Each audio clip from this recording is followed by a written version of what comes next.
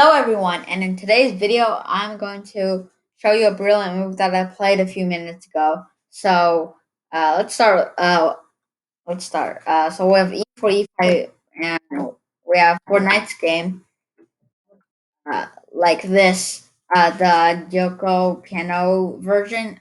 If black plays bishop c5. Yep, and that's exactly what black plays. And castles. This is all standard theory, and we're just developing and getting our king to safety. D3, d6, and computer here likes bishop takes e3. In these type of structures, I always play bishop e3 because after taking, you open up this file for the rook. Instead, he pinned me, and uh, at last, um, this pin was really strong. And let me tell you what I mean by that. So, bishop 65, pawn takes, king h1, and why I play this move is I think this is how AlphaZero plays. So you go king h1, knight e2. If black doubles your pawns, you can go rook g1, and you get this line to attack. But instead, in this position, it is not good. But in other positions, it could be good. Because knight d4, and he could just win. For example, best move in this position is knight e2, and after knight takes f3, g takes f3 is also an accuracy. Because what engine likes is knight g3, knight h2, knight takes, and actually, you take the rook, and then white take with check, and then we end up having this position where white has bishop rook. Instead, he didn't find that, and instead he got a position better than that. And like I said, I took the open file, and yeah, I thought black only had a tiny advantage, but uh, that tiny advantage grew. So knight f4 and d4. This is the only way to save the knight because the bishop now defends this knight, and there's no other move. Like says queen d2 is also good. Bishop takes e2, and as you can see, there's no possibility for me to win. Instead, d4 and c takes, queen d2, h4 takes, and takes.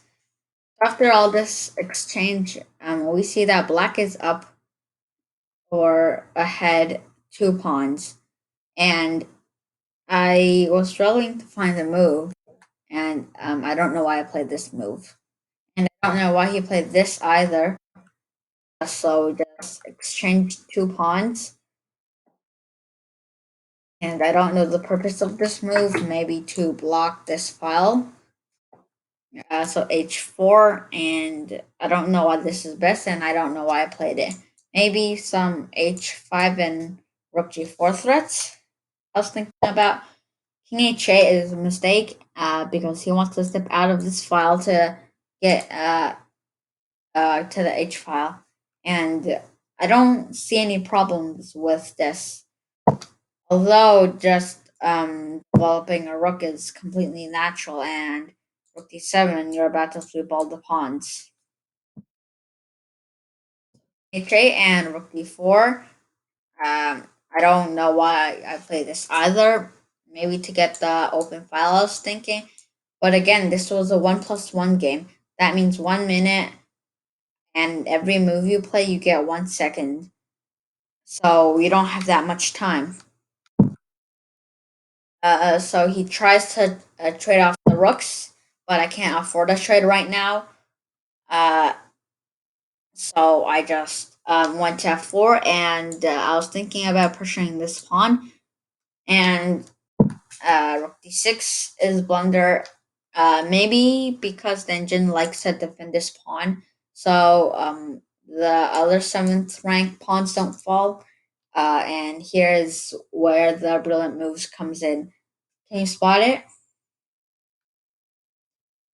It's a pretty obvious move, honestly. Bishop takes f7, and the idea here is not just taking a bishop, but rather playing rook f8, and you're not completely losing a bishop here, because you have this tactic, rook e1, that saves you. If bishop takes, then rook takes rook, then rook e8, rook f8, and yeah. So if rook f7, then rook e8, rook f8, and you just take the rook. Yeah, there was a nice little tactic there, but instead he just went for the easy takes f7, rook takes, and uh, he was really scared of losing this pawn than losing this pawn. And oops, I don't want to spoil the game. Oops.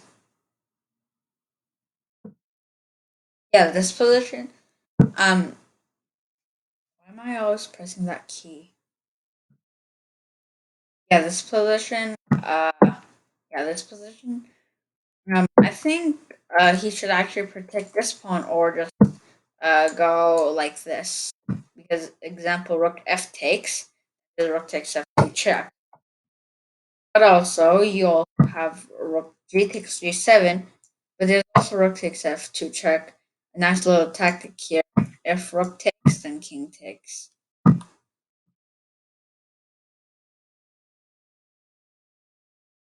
Yeah, but instead he went rook g8, I took the pawn.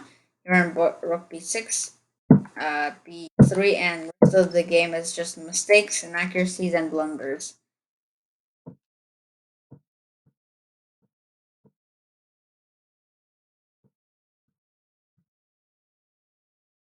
So in this position, I knew that he didn't win a pawn because this pawn's pinned, and there's no way for this rook to protect this pawn. So all I have to do is put my rook here and win the pawn back. So that's what I did. I actually pre-moved this move because I knew that he was gonna push, and I actually don't know why rook f4 is so good. Maybe because of this tactic or king g8. But what's so good about this? Then rook b takes, and I don't see any problem. I don't think I can survive with slow time and separate pawns.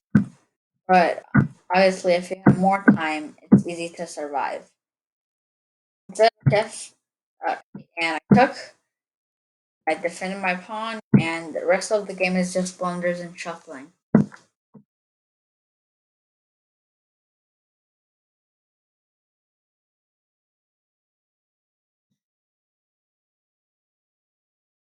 But yes, so in this position, I don't know why rook takes f3, rook takes uh, f3, and king takes f3 is losing. Maybe let's just play it out on the board.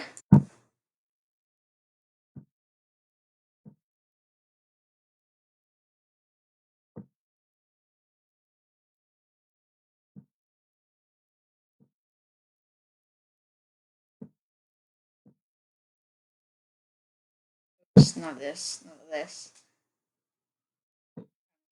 7, and a little nice triangulation tactic here. Oh, yes. Yeah, so this is winning.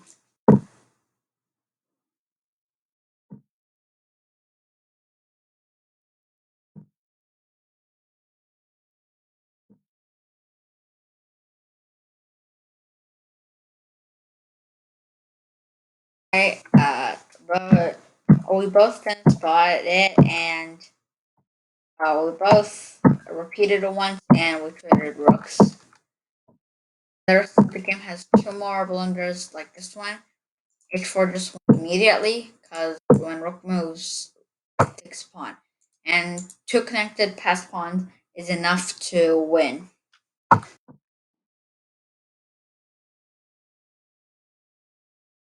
Maybe this, uh, maybe in this position he was thinking of getting active, or some rook h4 threats. But the rest of the game is now shuffling. And by the way, I don't know why he played this, and if you are the opponent that's watching, maybe you should ask yourself too.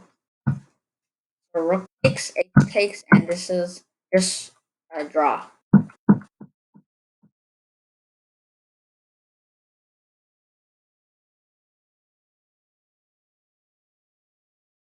If in this position, doesn't matter what black plays, every move is a draw.